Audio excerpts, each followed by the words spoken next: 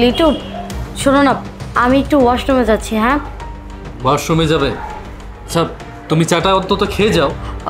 এসে খাচ্ছি, তুমি কিন্তু আমি আসার আগে খাবে না, ঠিক আছে? আচ্ছা ঠিক আছে, তাড়াতাড়ি এসো।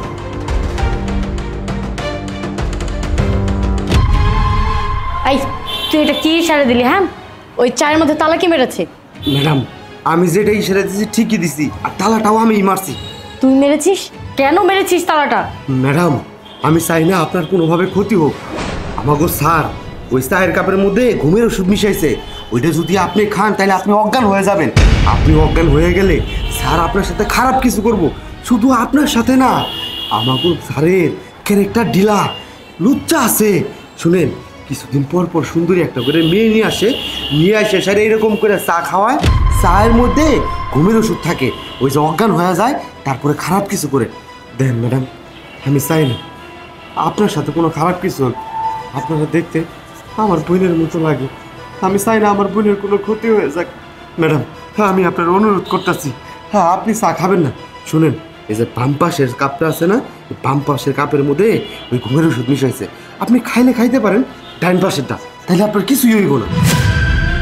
ঠিক আছে, চাবি দে। ম্যাডাম, চাবি আমার কাছেই আছে, আমি চাবি নিয়ে আসতেছি। ঠিক আছে?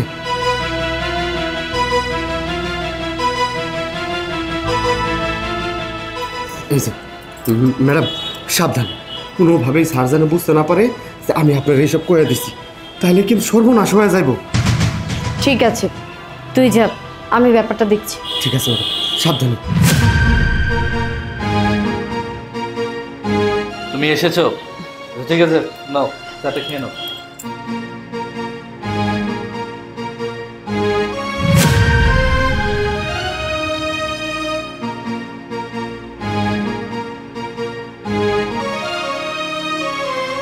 চাটা নাও।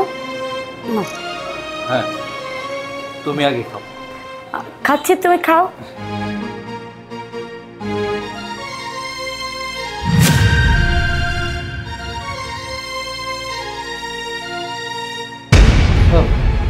এই আমার মাথাটা কেন জানি ঘুরতেছে, কিছু বুঝতেছি না।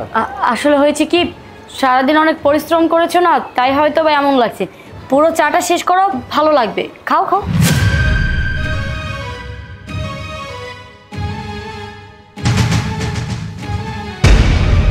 লিটু, এই লিটু, কি হলো তোমার? দেখছেন ম্যাডাম, আমি যেটা কইছিলাম ওইটাই, চায়ের মধ্যে এখানে আসলে ঘুমের ওষুধ। এই চাটা যদি আপনি খাইতেন তাহলে আপনি সাথে সাথে অজ্ঞান হয়ে যাইতেন। তারপরে এই যে বদমাইশ লোকটা, আমার স্যার, কুলাঙ্গার স্যার, সে আপনার সাথে অনেক খারাপ কিছু করত। জানেন, আমার নিজের চোখে আমি কত কিছু দেখছি। আমি শুধু এখান থেকে যাইতে পারি না অভাবে, আমি গরিব মানুষ। আমি যদি এখান থেকে চলে যাই তাহলে আমার কাম দিব কে? আমার তো না খায় মরা লাগবো। এই জন্য আমি যাইতে পারি না। আমার চোখের সামনে আমার কুলাঙ্গার স্যার কত মেয়ের সর্বনাশ করছে, আপনারা বলে বুঝাইতে পারবো না। ম্যাডাম, আপনারা দেখা আমার কাছে মনে হয়েছে এটা যদি আমার বোন হইতো তাহলে কি হইতো। এই জন্য আমি এই চিন্তাটা করে আপনারা বাঁচানোর চেষ্টা করছি। ম্যাডাম, আপনি একটা কাম করেন, আপনি এখান থেকে তাড়াতাড়ি চলে যান। হ্যাঁ, তুমি ঠিকই বলেছিলে। তুমি যদি আমাকে না বলতে তাহলে আমার অনেক বড় সর্বনাশ হয়ে যেত।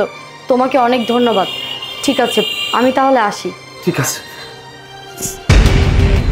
আরে, তুমি আমার হাত কেন ধরলে? এভাবে হাসছো কেন? হাসবো না কেন? আমার যত প্ল্যান সব সাকসেসফুল হয়েছে, আমি হাসবো না কে হাসবে?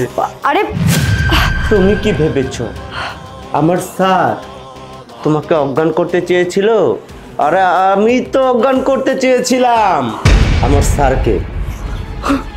মানে আমি তো কিছুই বুঝতে পারছি না। এসব তুমি কি করছো, কি বলছো? চুপ! প্রথম যেদিন তোমাকে আমি দেখেছিলাম সেদিনই তোমাকে আমার ভালো লেগে গিয়েছিল। হাজার হলেও এবারে কাজের লোক আমি, তুমি তো আমার কথা শুনবে না।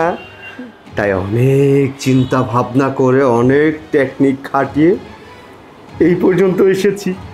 এখন তোমার সাথে মজা করব, কেউ কিচ্ছু বলতে পারবে না। স্যার অজ্ঞান হয়ে আছে, বাড়ির ভিতরে কেউ নেই, এখন শুধু তুমি আর আমি দুইজনে মিলে অনেক মজা করবো, আরে মাস্তি করবো। ছাড়ো ছাড়ো বলছি, আরে। খুব খারাপ হয়ে যাবে।